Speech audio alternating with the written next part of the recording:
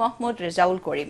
জাতীয় মসজিদ বাইতুল মোকাররমের সামনে ফিলিস্তিনে দখলদার ইসরায়েলের গণহত্যা বন্ধ এবং স্বাধীন ফিলিস্তিন রাষ্ট্র প্রতিষ্ঠার দাবিতে আয়োজিত গণমিছিল ও সমাবেশে তিনি এ আহ্বান জানান।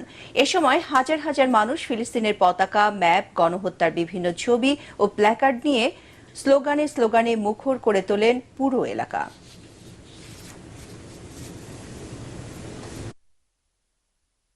আমেরিকা বিভিন্ন সময় বিভিন্ন ভালো ভালো মুখরোচক বিভিন্ন স্লোগান কথার মাধ্যমে শান্তির নামে মানবতার পক্ষে বিভিন্ন ধরনের বক্তব্য তারা সম্পূর্ণ ধোঁকাবাজি মানুষকে ধোঁকার মধ্যে ফেলিয়ে আসলে ওরাই হলো মূলত সবচেয়ে বড় জালেম, ওরাই হলো সবচেয়ে বড় মানবতা। কাল থেকে ফের বাড়ছে জ্বালানি তেলের দাম। বিশ্ববাজারের সঙ্গে